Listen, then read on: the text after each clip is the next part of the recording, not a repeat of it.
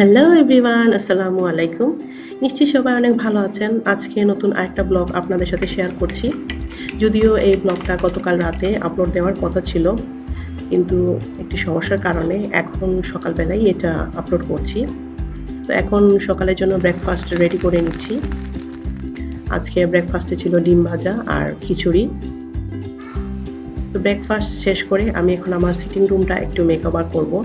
গত পরশুদিন সিটিং রুমের জন্য আমি কয়েকটা কুশন কাভার বানিয়েছিলাম। তো সেই কুশন কাভারের সাথে মিলিয়ে অন্য রুম থেকে পর্দাটা এখানে লাগিয়ে নিচ্ছি, যেহেতু কুশন কাভারের সাথে পর্দার কালারের মিল আছে। কুশনগুলো আমি বানিয়ে তারপর চারিদিকে স্কার্ফের সাথে মিলিয়ে লেসটা লাগিয়ে নিয়েছি, আর মাঝখানে হচ্ছে লেসের গোল্ডেন কালারের যে ফ্লাওয়ারগুলো পাওয়া যায় বিভিন্ন ক্রফটের শপে, সেই ফ্লাওয়ারগুলো এখানে লাগিয়ে নিয়েছি। তো এই ছিল আমার সিটিং রুমের একদম ফাইনাল লুক।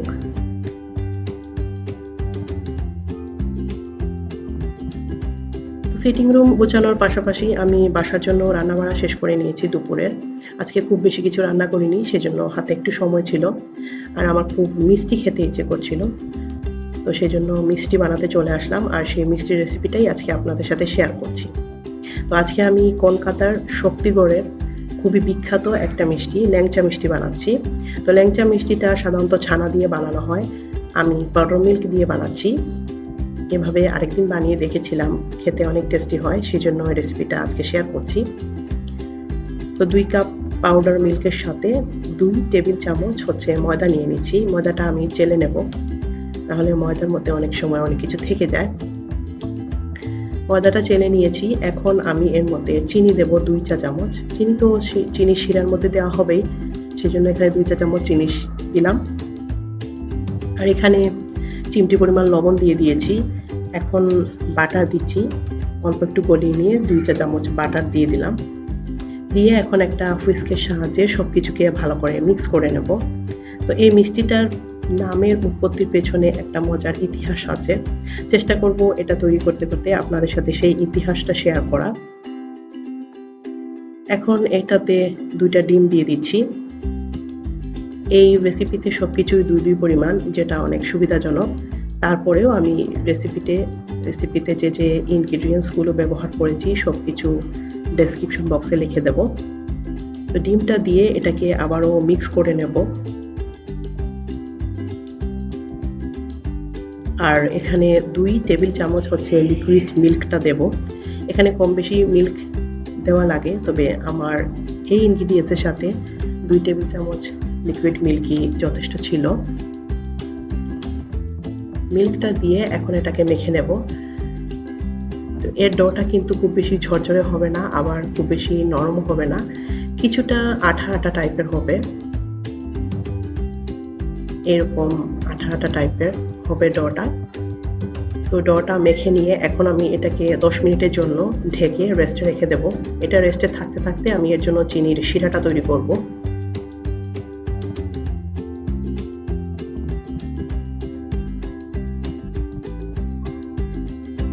তো চিনি শিরা তৈরি করার জন্য আমি ভুল করে হাঁডিটা চুলায় বসিয়ে দিয়েছিলাম, যার ফলে হাঁডি গরম হয়ে গেছে আর চিনিটা অল্প একটু পুড়ে গিয়েছে।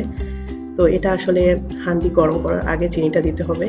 তো এখানে আমি 1 কাপ পরিমাণ চিনির সাথে হাফ কাপ পরিমাণ পানি দিয়ে চিনি শিরাটা তৈরি করব। আর এখানে হচ্ছে ছোট এলাচ দিচ্ছি। যদিও কলকাতার শক্তিগড়ের ল্যাংচা মিষ্টিতে বড় এলাচ ব্যবহার করা হয়, তো আমার কাছে বড় এলাচ ছিল না। আর চিনির শিরাটা অল্প একটু পুড়ে যাওয়ার পড়লে একটু ইয়েলো কালার হয়ে গেছে, সেই কালারটাকে কাভার করার জন্য আমি এখানে অল্প একটু লাল রঙের ফুড কালার দিয়ে দিচ্ছি। যদিও ফুড কালারটা দেখতে অনেক ডার্ক মনে হচ্ছে, কিন্তু শিরাটা যখন ভালো করে জাল হয়ে যাবে তখন ডার্কনেসটা চলে যাবে, একটু হালকা হয়ে যাবে এই কালার। তো শিরাটা তৈরি করে এখন আমি মিষ্টি বানাতে চলে যাচ্ছি। 10 মিনিট হয়ে গেছে। 10 মিনিট পর এর ঢাকাটা তুলে এখন আমি মিষ্টিটা তৈরি করব। তো মিষ্টি বানাবার আগে হাতে অল্প একটু বাটার বা ঘি লাগিয়ে নেব, যাতে এর ডোটা হাতের সাথে লেপটে না যায়। এটা কিন্তু বারবারই করতে হচ্ছিল। 2টা মিষ্টি বানানোর পরে দেখা যায় আবারও বাটার লাগাতে হচ্ছে হাতে, অথবা হাত ধুয়ে বাটার লাগাতে হচ্ছে। তো এটা আপনারা যে যার মতো করে নেবেন। তো শক্তিগড়ের মিষ্টিটা কিন্তু একটু লম্বা টাইপের হয়, ল্যাংচা মিষ্টিটা।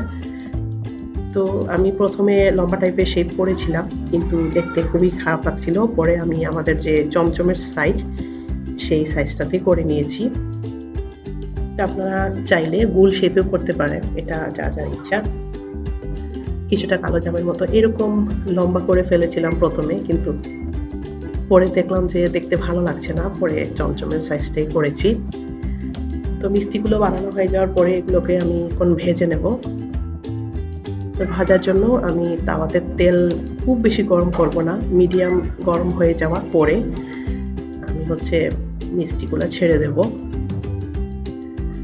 আর চুলার আঁচটা কমিয়ে রাখতে হবে।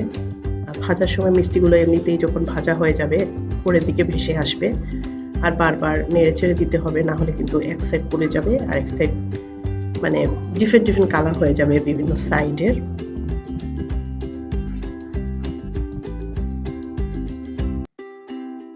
বিশিষ্ট সাহিত্যিক নারায়ণ সেন তার রূপমঞ্জরি উপন্যাসে এর ল্যাংচা মিষ্টির কাহিনী বর্ণনা করেছেন।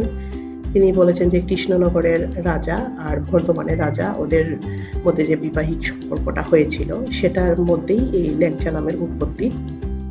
তো কৃষ্ণনগরের রাজার যে পুত্রবধূ, উনি প্রেগনেন্ট হয়ে পড়ার পরে কোনো কিছু খেতে পারছিলেন না, পরে তাকে এই ভাজা মিষ্টিটা খাওয়ানো হয়। আর তিনি পছন্দ করেছিলেন এটা খেয়ে। তো মিষ্টিটা যেহেতু ভাজা ছিল, এই জন্য এটাকে প্রথম ভাজা মিষ্টি বলা হতো।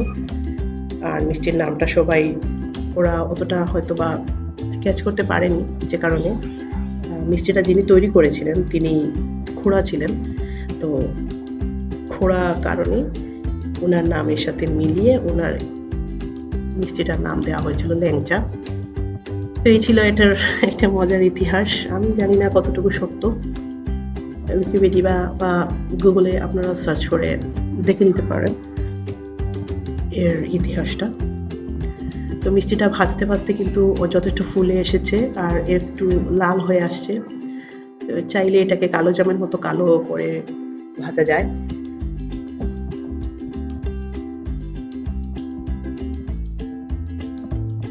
বারবার উল্টে পাল্টে আমি মিষ্টিটাকে ভেজে নিচ্ছিলাম, না হলে কিন্তু পুড়ে যাবে বা এক সাইডে রেখে কালার হয়ে যাবে।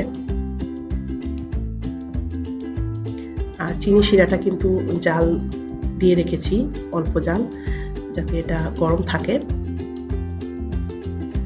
মিষ্টিটা গরম থাকা অবস্থায় চিনি শিরা দিতে হবে, না হলে কিন্তু শক্ত হয়ে যায়। তো এখন আমি শিরার মধ্যে সবগুলো মিষ্টি দিয়ে দেব, দিয়ে এটাকে ঘন্টাখানিক শিরার মধ্যে রেখে দেব অল্প আছে।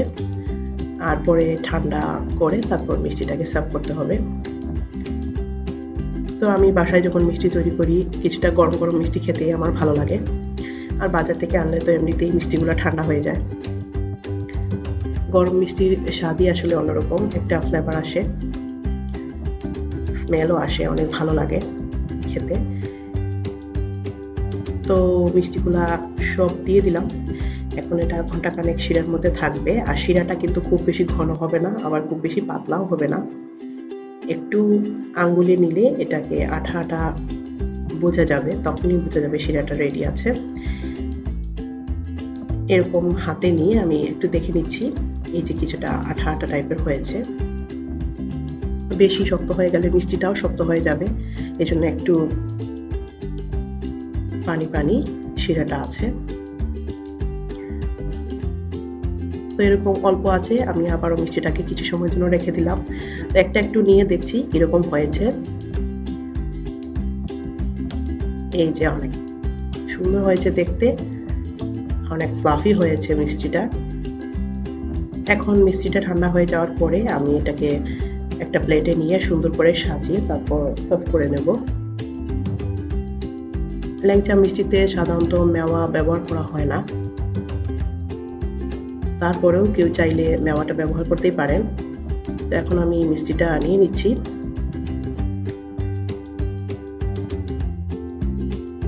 তো রেসিপিটা কিরকম লেগেছে অবশ্যই কমেন্টে জানাবেন। আর আপনারা সবাই বাসায় এটা অবশ্যই ট্রাই করবেন। অনেক টেস্টি এবং মজাদার একটা মিষ্টি হয়েছিল। বাসায় যা আছে তাই দিয়ে খুব তাড়াতাড়ি মিষ্টিটা তৈরি করা যায়। মিষ্টি খেতে ইচ্ছে করলে আর দোকানে যেতে হবে না, বাসায় বসেই আমরা মিল্ক পাউডার দিয়ে মিষ্টিটা তৈরি করে নিতে পারবো। তো এখন আমি এর উপরে একটু মিষ্টির চিনি শিরাটা দিয়ে দিচ্ছি, যাতে মিষ্টিটা শিরার মধ্যে ডুবে থাকে। অনেক সুন্দর হয়েছিল, দেখতে অনেক লোভনীয় ছিল। আমার তো গরম থাকা অবস্থায় খেয়ে ফেলতে ইচ্ছে করেছে, তারপরেও একটু ঠান্ডা হতে সময় দিচ্ছি। এখন আমি এর উপরে একটু সাজাবার জন্য কিছুটা গুঁড়ো দুধ বা পাউডার মিল্ক দিয়ে দিচ্ছি, মেওয়াও দেওয়া যেতে পারে। তো আমি পাউডার মিল্কটা দিয়ে দিলাম। সবাই আমার চ্যানেলটাকে লাইক দেবেন, কমেন্টে তো অবশ্যই জানাবেন, আর সাবস্ক্রাইব করে নেবেন। সাবস্ক্রাইব করলে যেটা হবে, আমি যখনই কোনো ব্লগ আপলোড করব সেটার সঙ্গে সঙ্গে আপনার নোটিফিকেশনে চলে আসবে। তো এই ছিল আমার আজকের মিষ্টির রেসিপি। তো আমি একটা মিষ্টি একটু কেটে দেখাই ভিতরের অবস্থাটা। উপর দিকটা লাল এবং ভিতর দিকটা কিন্তু ইয়ালো কালারের থাকবে। তো এখন আমি মিষ্টিটা কেটে নিচ্ছি।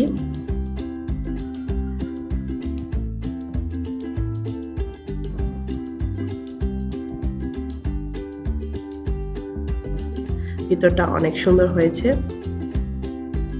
তো আজকে ব্লগটা আমি এখানেই শেষ করছি। সবাই অনেক অনেক ভালো থাকবেন, আমার জন্য দোয়া করবেন। আল্লাহ হাফেজ।